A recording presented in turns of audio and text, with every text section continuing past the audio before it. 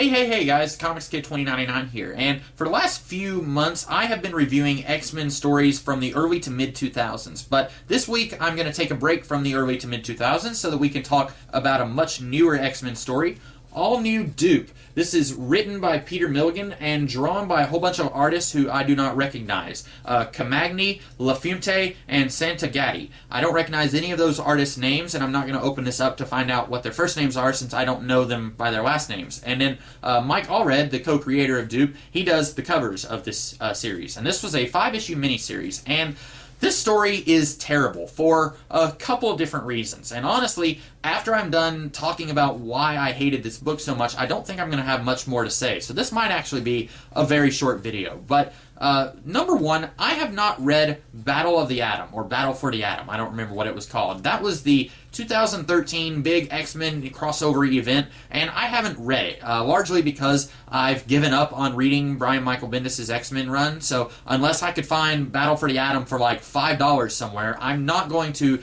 pay so much money to be, at best, disappointed, and at worst, very, very angry. I refuse to keep putting myself into that position, so I probably am never going to read Battle for the Atom. This miniseries is basically a behind-the-scenes look at what was going on in and around Battle of the Atom that you didn't know about when you were reading that story. And basically, we find out that Doop, who is the X-Men mascot, he is this very minor character who should never actually be at the forefront of a story like he is here. We find out that he was actually pretty influential in the overall story of Battle of the Atom.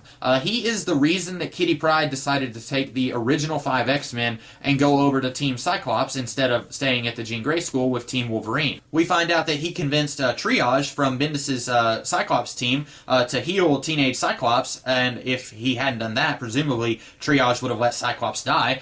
We find out that he actually saves Wolverine from dying at one point near the end of the story. And this is one of those things that if I had read Battle of the Atom, I might have enjoyed this a lot more because I would have been like, oh, okay, this is a behind-the-scenes thing to that thing that I read. Since I haven't read Battle of the Atom, this feels like the punchline to a joke that I haven't heard. And I know I've used that metaphor before, but it's very apt here. I haven't read Battle of the Atom, so none of this story really means anything to me. Now, there is another story here about Doop coming to terms with his family. He meets his mother in this story.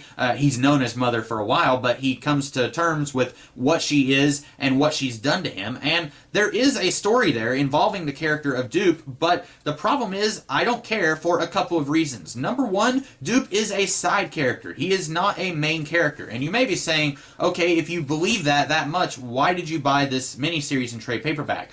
Because it cost me about $4. This was already a little less than $5, and then I got it for 20% off. So it was a heck of a deal, even if it's about a character who really should not have his own 5-issue miniseries. But the problem is, number one, he's a side character. He does not deserve to have this much focus put on him. And there's kind of a running joke about that throughout this miniseries where he lives in marginalia, which is the sides of the story, you know, the margins of the story. And it's basically like Limbo, but really weird. And that's where Doop kind of travels, and he lives in this world when he's not in and around the fringes of the X-Men story. In that place, he takes Kitty Pryde, and he tells her that he wants to marry Kitty Pryde. And that's also part of this story.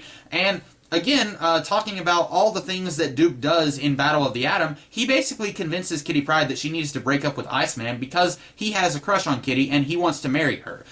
This is a character who is kind of a scumbag. Anyone who convinces someone to break up with somebody else so that he can have a shot with her, that's not a character that I really want to be reading about. And this book treats it like, oh, it's kind of cute the way he's treating Kitty. It's kind of cute that he's obsessively stalking her and he's lying to her and he's trying to manipulate her. No, it's not cute, it's kind of creepy, and it makes me really dislike this character. Always before, I was always like, oh, it's Doop, he's kind of cute, he's right there on the side. Now, from now on, when I see this character, I'm going to have a really bad taste in my mouth, because it's like, oh, it's that one guy who forced Kitty Pryde, or manipulated Kitty Pryde into dumping Iceman. Oh, it's him, what's he doing here? And I don't really care about his I want to marry Kitty Pryde story, mostly because we know that's not going to happen. We know that Kitty is never going to get with a green potato monster. And two, this is a character who didn't really have a character before this miniseries. He has more of a character after this miniseries, but the problem is he's manipulative, he's obsessive, he's a stalker. We find out that he's got mommy and daddy issues that don't really make him any more likable. I have a feeling that they kind of threw all that stuff in here to make us feel sorry for him, but it doesn't work. I don't feel any sorry for him after the way he treats Kitty Pryde in this miniseries. And I don't even like Kitty Pryde. And if I'm taking Kitty Pryde's side on something, you know that the person on the other side is really a scumbag. And Doop is definitely a scumbag. This series is not good.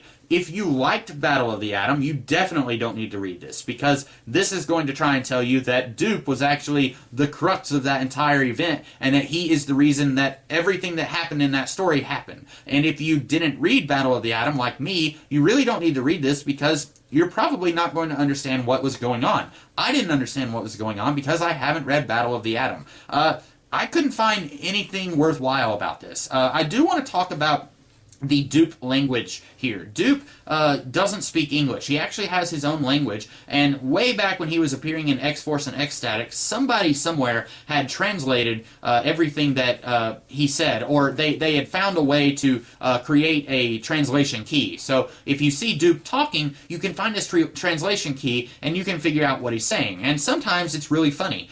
There's a panel in, I want to say, Jason Aaron's Wolverine and the X-Men. It's either Aaron's Wolverine and the X-Men or the X-Men Legacy run after Mike Carey, where Doop says something about go down this hallway to get your legacy vaccines. And I thought that was very funny. You had the legacy virus in the 1990s, so of course you've got mutants at a school, you're going to have a legacy vaccine. It's just part of the inoculations you go through when you go to school.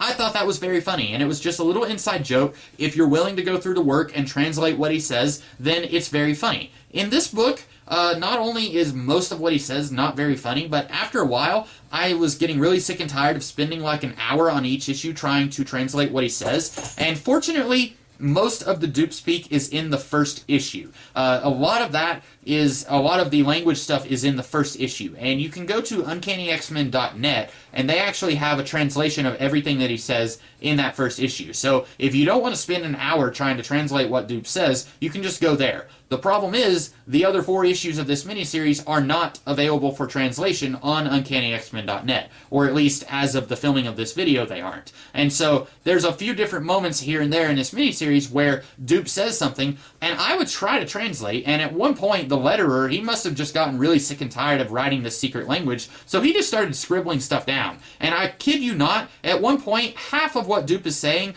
is untranslatable. It's just like, here's the letter H, here's the letter F, and it's like, okay, if you're going to do this secret language thing, you actually need to make it so that we can go and translate it if we want to. And that, combined with the fact that I would turn the page and there'd be an entire page of Doop talking in his secret language, and I was just like, forget it, I don't care. I don't care if he's giving me the secret to the next 10 years of X-Men stories and he's telling me what's going to happen. I don't care. I'm not going to spend the next hour and a half trying to translate all of that, especially if the letterer can't get off his butt and actually put the real language there on the page. That was making me more and more angry the further I got into this miniseries. I don't think I have ever read a 5-issue story, a group of 5 issues that made me go from one end of the spectrum to the other so thoroughly. I used to think that Doop was a fun little side character. Now, I kind of despise the character, and that happened over the course of this 5-issue miniseries. I'm really not sure if there's ever anything that's going to make me go back to liking him the way that I used to. Maybe rereading X-Force and X-Statics, maybe that will make me like him a lot more, but I don't know. So those are my thoughts on all new Doop. I highly recommend that you guys do not buy this. Do not even look at it. It is one of the worst things ever. That's my thoughts on it. I wonder if you guys have read it, if you put yourselves through that kind of misery. If you have read it, let me know in the comments below what you thought of this miniseries. And if you like this video, be sure to like, share, and subscribe. And I will be back throughout the rest of this week with some other videos, and I'll be back next week with more videos. So be sure to check those out as those videos come out. In the meantime, I will see you guys later. Have a great rest of your day.